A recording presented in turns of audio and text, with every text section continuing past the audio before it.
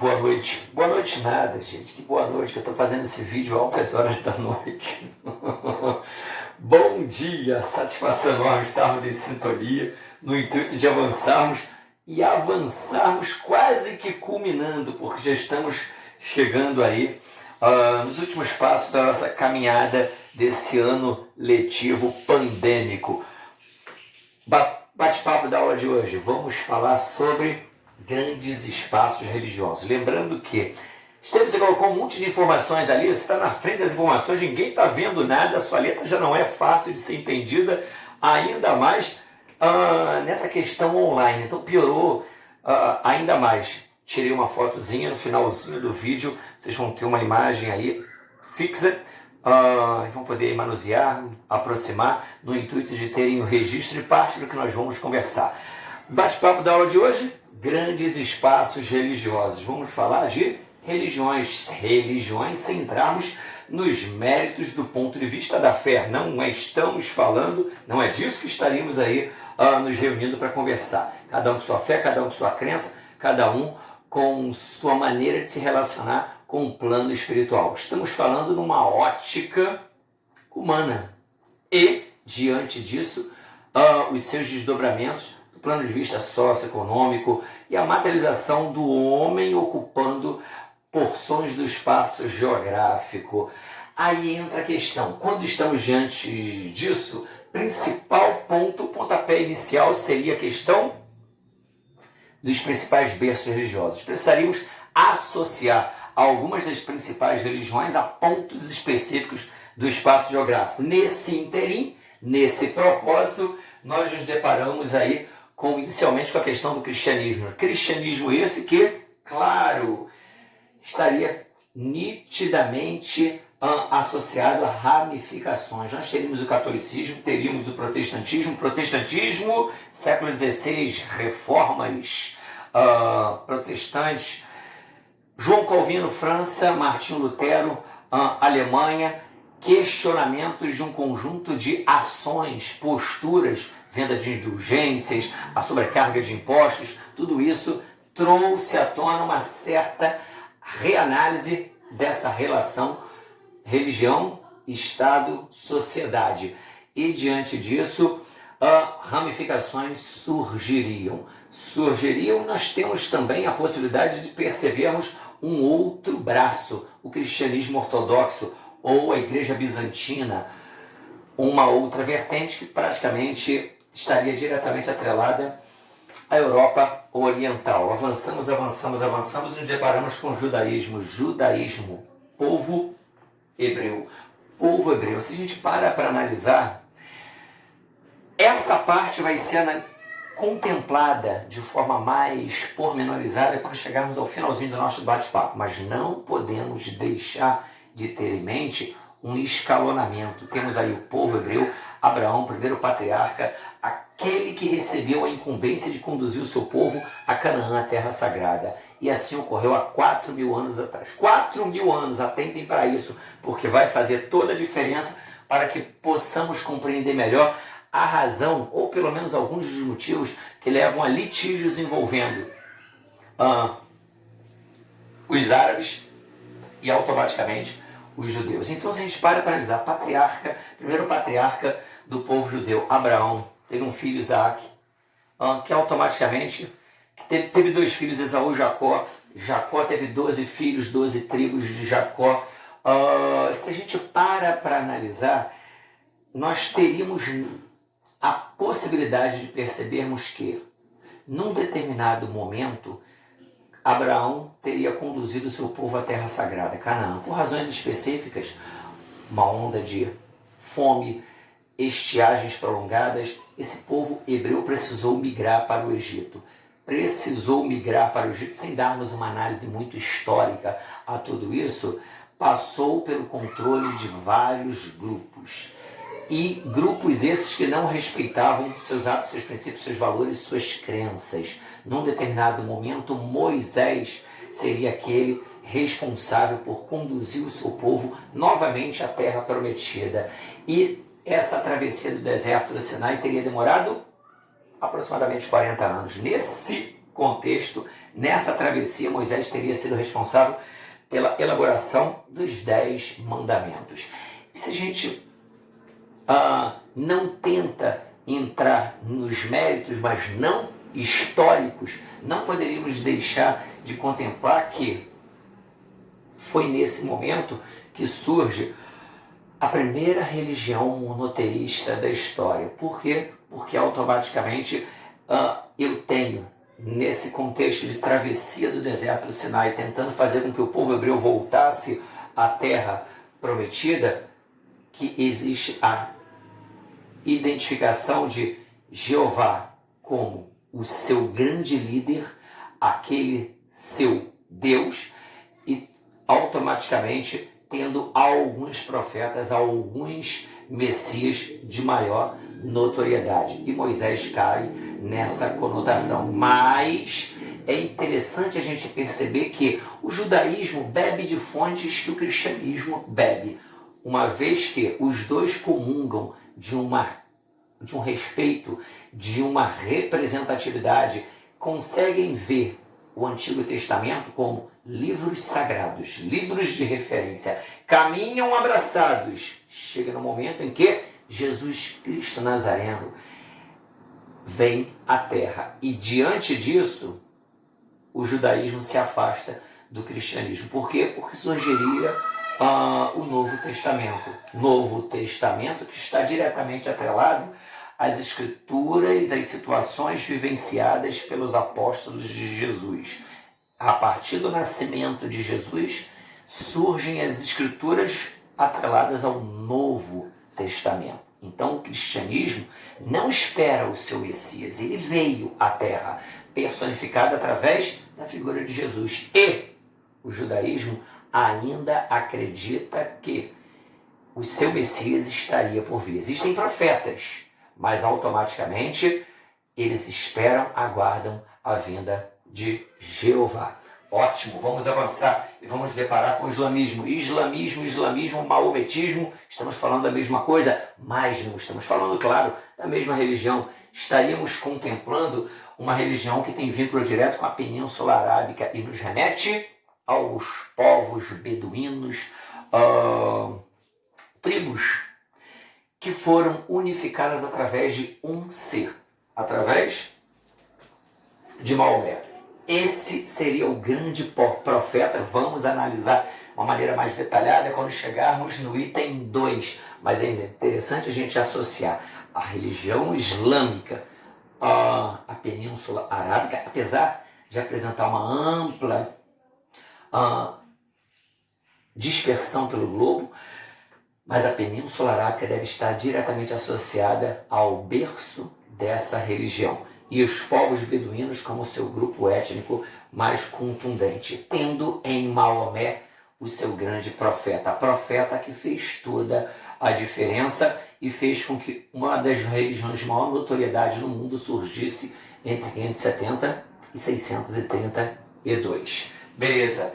É interessante a gente associar, claro, guardem esse nome, Égira. No momentozinho que eu for contar uma historinha, a gente vai perceber o que significa isso. E vamos também identificar que estaríamos falando de uma religião que conta o tempo de uma outra forma. Estaríamos então, dá uma pista, calendário muçulmano, isso aí, show de bola. Então, animismo, estamos falando de um grupo de hábitos, princípios, valores, rituais, crenças que abarcam um conjunto de denominações. Se a gente para analisar as religiões negro-africanas, elas estariam atreladas às religiões animistas? Sim.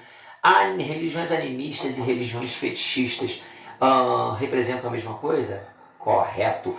Eu estou me remetendo a grupos sociais que acreditam que rituais diretamente vinculados a forças oriundas do meio têm a capacidade de influenciar ou determinar a vida de terceiros. Então, se eu paro para analisar os povos indígenas, os grupos ameríndios, por exemplo, as religiões negro-africanas, Umbanda, Candomblé, todas essas estariam presas, vinculadas, atreladas às religiões vistas como animistas ou fetichistas. Beleza? Maravilha. Religiões orientais. Caramba! Religiões orientais. Existem aquelas, se a gente para analisar, algumas daquelas que eu já contemplei caem nessa conotação de Oriente, mas não são enquadradas como tal. Religiões orientais.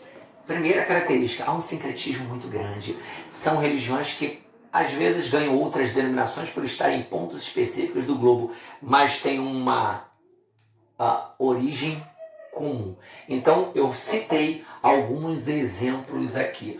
Eu coloquei, por exemplo, a questão da Índia. Budismo. Eu tenho Siddhartha Gautama. Quem é Siddhartha Gautama? Foi o primeiro Buda. Ele foi o único Buda? Não. Aquele que teria passado pelo ciclo das 500 reencarnações, e teria, a partir delas, elevado o seu nível de entendimento de tudo que nos circunda, conseguindo estabelecer um controle total de mente, corpo, matéria e episteme, ou seja, o plano espiritual e o plano material. Isso demonstra que qualquer um pode ser um Buda, não existem clãs específicos. Existem grupos que têm a capacidade de dali sair um ser iluminado. E esse nível de iluminação me permite atingir o Nirvana. Cheguei ao ápice da simbiose corpo e mente. Então Siddhartha Gautama seria o primeiro Buda. Estamos falando do século VI, ótimo. Estamos falando de Índia. Quando eu avanço, confucionismo, Japão, China, importante religião essa que, entre outros aspectos, apregou a sobrevalorização àqueles que têm maior idade, maior experiência. Não é à toa que no Japão, se eu fosse convidado a sentar à mesa de uma família japonesa, atrelada diretamente à religião confuciana, por exemplo, existe a cadeira que representa um nível elevado de sabedoria, aquele que tem maior idade. E existe todo o escalonamento. Isso faz com que a gente consiga entender nitidamente porque algumas sociedades conseguem atingir uma organização social elevada. E em muito tem vínculo com a questão também do aspecto religioso. Aqueles que descendem compreendem menos. Aqueles que descendem têm e devem buscar amparo naqueles que tiveram maior percepção das coisas que nos circundam. Show de bola. Coloquei aqui Japão e China. Shintoísmo, Japão. O shintoísmo, na verdade, é uma adaptação do budismo, só que, nitidamente, percebido no Japão. Então, se de repente eu me deparo com a expressão lamaísmo, Dalai Lama, é a mesma, bebe da mesma matriz, o budismo. Só que no Tibete, na Mongólia, já estariam mais adaptados a alguns hábitos, a alguns princípios, a alguns rituais e ganham uma outra denominação. Mas o budismo seria a base do lamaísmo no Tibete, na Mongólia, ou, por exemplo, do shintoísmo no Japão. O hinduísmo, lama fétida do rio Ganges, um rio que tem a capacidade de purificar seres. Ótimo, vou me purificar, vou me banhar nas águas daquele rio. Para os olhos de alguém que não faça parte daquela realidade, daquela religião, meu Deus, o valão da minha casa talvez apresentasse características relativamente próximas. É sagrado, estamos olhando sobre os olhos da fé. Então, o ritual de purificação acontece diretamente atrelado ao rio Ganges. Mas eu gostaria que vocês atentassem para uma informação, para um fato. Regime de castas. Primeiro, Brahmanismo. Deus Brahma. É dessa estrutura que emana a religião hindu. Eu tenho um Deus que é soberano. Por quê? Porque ele é formado por partes do corpo. Cada parte sabe cegamente qual o seu papel, o que deve ser feito. Então existe a junção desses membros que, através dessa junção, eu tenho a unificação e a soberania de uma estrutura maior, de um corpo. Então o corpo só consegue fazer tudo o que necessita porque as partes assumem os seus papéis.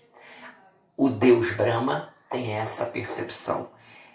É onipresente, onisciente, onipotente, porque é formada por partes, porções, particularidades que se unem. E essa união consegue agregar valor.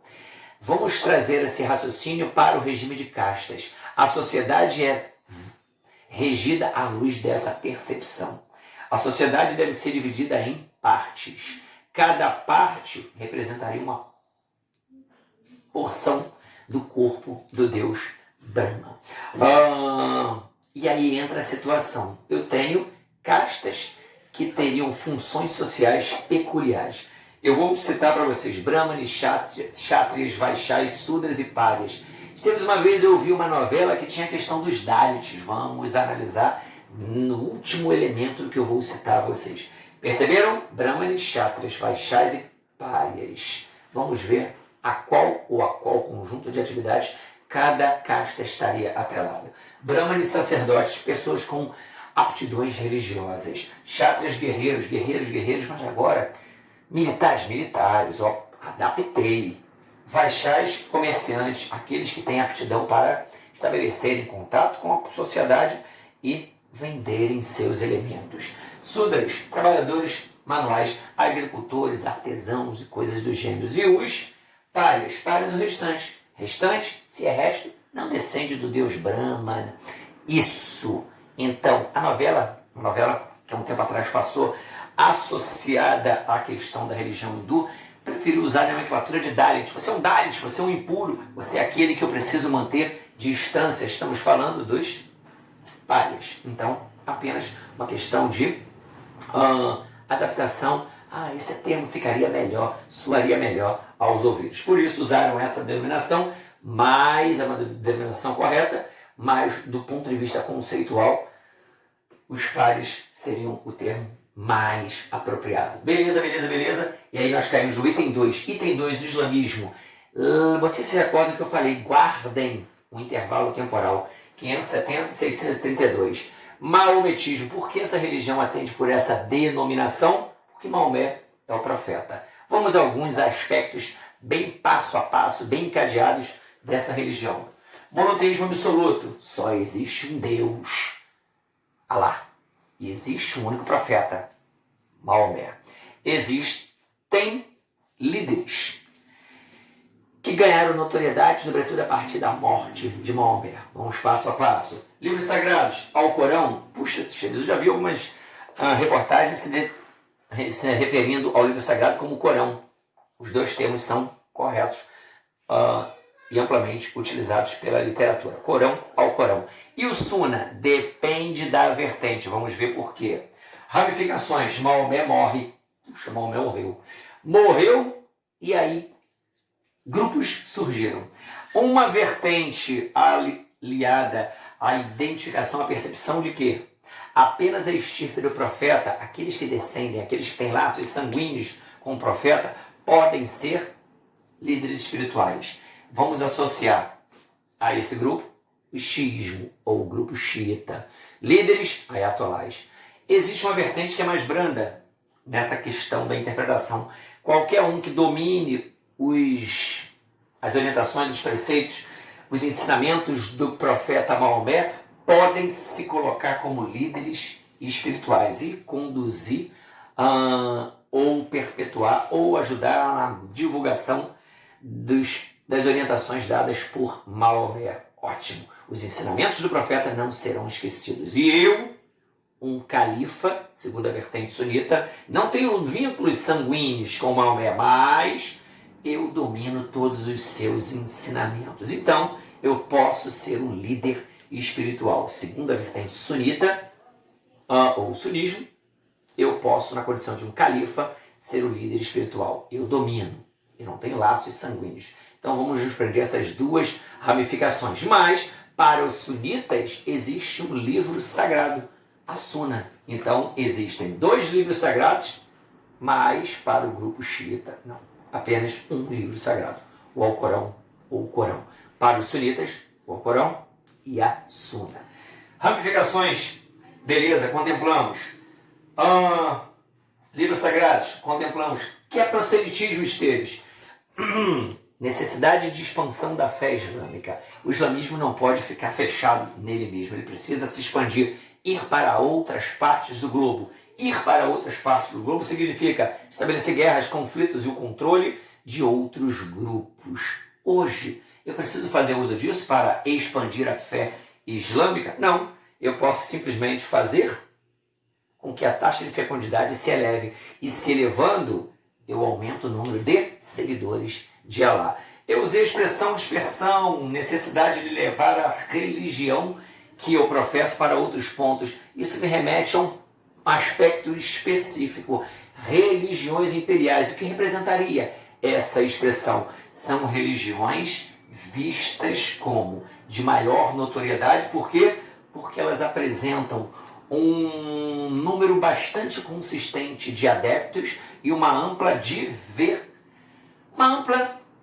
dispersão pelo globo. Então, diversos pontos do planeta têm seguidores. Então, eu tenho um número consistente de seguidores e uma ampla. Eu consegui fazer com que a religião, a partir de um ponto, de um berço, ela conseguisse se ramificar, se diversificar, se espalhar, ser dispersa pelo globo. Legal, ótimo. Essas religiões, os teóricos aceitariam o cristianismo como exemplo, os teóricos aceitariam o islamismo como uma delas, os profetas, os teóricos aceitariam o hinduísmo como uma delas, eles facilmente aceitariam o budismo como uma delas, alguns aceitariam o judaísmo. Por quê? Porque a dispersão, ela aconteceu numa conotação de diáspora.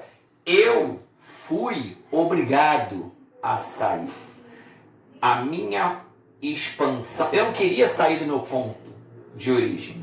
Eu queria ficar naquela região específica do Oriente Médio, mas, por razões específicas, eu fui obrigado, em momentos peculiares da história, a fugir, a migrar. Então, houve uma migração forçada. Do ponto de vista religioso, uma diáspora. Por isso, alguns não concebem o judaísmo como uma religião imperial, no sentido de seguidores, sim, ampla dispersão, não de forma autônoma. Não foi uma iniciativa. Vamos avançar. Sharia, Código Civil Religioso. Código Civil Religioso. É como se disséssemos o seguinte: existe uma polícia religiosa. Existe um vínculo estreito entre as normas que regem a sociedade e as orientações, os preceitos, as determinações, as orientações sagradas. As orientações que acontecem no plano espiritual, elas estão numa simbiose com a questão política. Alguns países fazem uso desse Sharia, esse Código Civil Religioso, Arábia Saudita, Azerbaijão, o próprio Irã, a partir da Revolução Xiita de 79. Beleza! Então a gente percebe nitidamente que existe uma preocupação nítida em fazer com que as orientações sagradas elas estabeleçam contato direto com as normas vinculadas à conduta social, à constituição de um país, e esse cumprimento ele deve ser cegamente seguido. Se alguém infringir normas, deve ser punido. Opa, estamos falando de um código civil religioso. O Sharia seria o termo mais apropriado para aquela questão de 60 chibatadas. Mulheres, depois da primeira menstruação, só podem, se forem da vertente xiita, mostrarem os olhos, o restante do corpo apenas para o seu prometido. Ótimo, estamos falando de aspectos vinculados diretamente. A mulher me traiu, então eu tenho que dar 60 chibatadas e matá-la. Aí eu vou ser preso. Opa, vou ser preso, mas eu não vou com sentimento de culpa, porque eu estaria preso às orientações determinadas pelo plano religioso. Então existe mas eu não estou no meu país, eu estou no outro país, e no outro país não existe essa fiel interpretação. Religião e política caminham de maneira isolada, separada. Então existe uma dificuldade, uma reestruturação do pensamento a fim de entendermos melhor como funcionaria tudo isso. Beleza, vamos avançar. Grupos fundamentalistas, estamos falando de uma verdadeira simbiose entre política e religião, onde, através do braço armado, através da força física, da imposição das ideias diante do que eu determino e faço valer através do poder de destruição. Tudo isso se manifesta. E seria interessante, puxa, vamos citar alguns exemplos. Hamas palestino, Hezbollah, grupo libanês, Frente Islâmica de Salvação, FIS, Argélia, Irmandade Muçulmana, Egito, Al-Qaeda afegão. Vamos aí, de repente, nos deparar, vamos pegar aqui a questão do Estado Islâmico. Puxa, o Estado Islâmico está associado especificamente a um país? Não. Uma zona de fronteira entre o Iraque e a Síria poderiam ser citados como uma área onde teria surgido e onde aqueles que idealizam, aqueles que pensam, aqueles que estruturam as ações armadas usam para se resguardar. Então, a partir dali, pontos de dispersão ocorrem, mas nessa região de fronteira nós teríamos a origem. Beleza, vamos avançando, e aí eu gostaria de chamar a atenção para dois aspectos, eu vou precisar dar uma resumida na história. Mas é estranho a gente, lamentavelmente, ver pessoas se matando em nome da fé.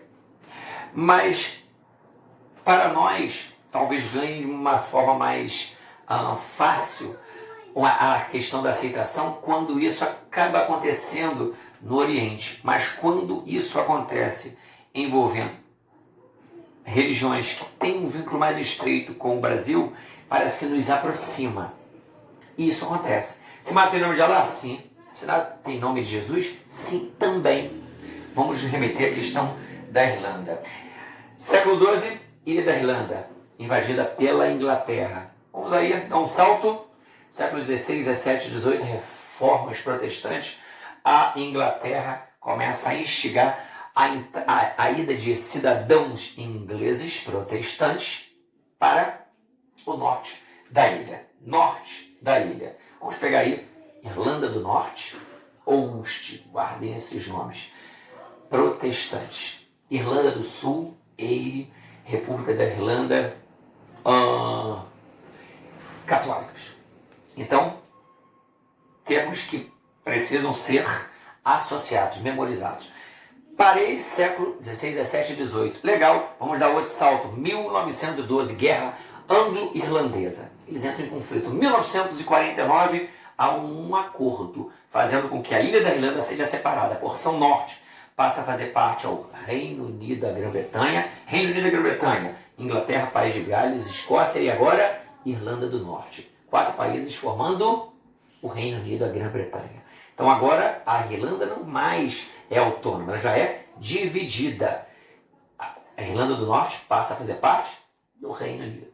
E eu tenho a Irlanda do Sul, ou Eire, República da Irlanda, católica, uma porção sul, um outro país. Surgem, vamos dar um outro salto, década de 60, manifestações pacíficas teriam começado a surgir de católicos na Irlanda do Norte. Show de bola. Aí entra a situação. Diante que os católicos já passariam a ser minoria na Irlanda do Norte. Manifestações pacíficas. O Reino Unido da Grã-Bretanha manda muito. Quer dizer, na verdade, a resposta foi armada. A resposta foi armada para manifestações pacíficas. E nesse contexto, surge na Irlanda do Sul, ou República da Irlanda, ou simplesmente ele, o IRA, Exército Republicano Irlandês. De seu braço político, Sinn Féin, que também, já que o patamar passou a um nível armado de atentados, vamos também promover atentados. E diante disso, década de 60, surgem 2 grupos, os unionistas e os nacionalistas. Unionistas que defendem cidadãos que defendem a união da Irlanda do Norte ao Reino Unido. Nacionalistas, não, isso aqui é uma única nação. Foi dividida por imposição da Inglaterra, mas o nosso propósito é reunificar. Não aceitamos essa partilha do nosso país. E dois grupos começam a não se ver de forma serena. Negociações aconteceram na década de 90, sobretudo através do braço político que é o Sinfai, e cessar-fogo foi acertado. Mas ainda hoje consta na Constituição da República da Irlanda que automaticamente eles têm o propósito de reunificação. Ainda hoje, cidade como Belfast tem um muro humano. Bairro católico, bairro protestante. E os litígios ou a animosidade ainda se manifesta. Vamos dar um pulo agora para os conflitos envolvendo árabes e judeus. Árabes e judeus. Você fala pra caramba. É porque é muita coisa, eu estou tentando dar uma reduzida. Árabes e judeus. Puxa vida, 1947, pós Segunda Guerra Mundial, o Holocausto, o mundo viu judeus sendo mortos de uma maneira muito normal. Não era normal, gente. Assustador, bizarro, é monstruoso, mas essa imagem ganhou notoriedade. E muitas pessoas tomaram ciência. Opa, então a causa sionista foi abraçada pelo mundo. O que se representa isso? Ela preconiza a criação de um Estado judeu. Os judeus não devem ser vistos como cidadãos de segunda grandeza nas várias áreas onde eles sejam aceitos. Eles precisam ter o seu território. Então surge, em 1947, o Estado de Israel. Estado que é laico. Estado que deveria respeitar limites fronteiriços. Mas eu precisaria dar território, vez e voz, legitimidade à religião cristã. Eu deveria dar vez e voz automaticamente à religião judaica. Eu deveria dar vez e voz aos muçulmanos ou palestinos que ocupavam naquele momento aquela área, ou seja, os islâmicos. Mas os judeus espalhados por vários pontos do globo retornam em larga escala para aquela região e os limites não foram respeitados. Não foram respeitados, e se a gente para analisar, o povo, puxa, eu, judeu, ocupei essa região há 4.000 anos. Lembra da história de Abraão? Recebi incumbência divina, conduzi meu povo até a terra sagrada, Canaã. Estamos falando da região da Palestina. Show de bola. 4.000 anos. Puxa vida, mas em 1947 foi criado um território, mas agora os muçulmanos estão ocupando. Pois é, mas aqui eu sou dono. Ah, mas você é dono? Você era dono. E agora existe um outro que também se diz dono. Meu Deus do céu. Só para confundir um pouquinho mais, o Muro das Lamentações, ele é 3 vezes sagrado. Ele é sagrado para 3 religiões. Então, se a gente parar para analisar, é bastante conflitante. E a gente percebe que a área fica saturada, vai haver um nítido confinamento dos cidadãos que ali residem. E eu gostaria que vocês associassem alguns termos. Árabes, muçulmanos, islâmicos ou palestinos, um grupo. São termos que caracterizam a mesma religião, ou mesmo grupo étnico. Judeus e israelenses, falamos de judeus, estamos falando de israelenses, e nesse aspecto são termos que caminham mais ou menos em paralelo. Show de bola! Beleza, então eu percebo nitidamente que os palestinos eles ficam ali naquela região confinados à faixa de Gaza. Faixa de Gaza, esta porção do território de Israel. Só que tenho aqui Jerusalém, povo cristão, uma pequena porção, e o restante totalmente ocupado pelos cidadãos israelenses, pelos judeus. Inclusive ocupando as áreas mais nobres no que diz respeito a... Estamos falando de áreas que têm amplos desertos, existem processo de desertificação, a escassez hídrica é notória, existe um déficit muito grande de alimentos. Então, falar que áreas agricultáveis estão sob o controle dos israelenses, mananciais aquíferos estão sob o controle dos israelenses, grandes rotas que permitem o escoamento de produtos para vários pontos do Oriente estão sob o controle dos israelenses. Meu Deus, isso faz com que eu perceba uma nítida hierarquização.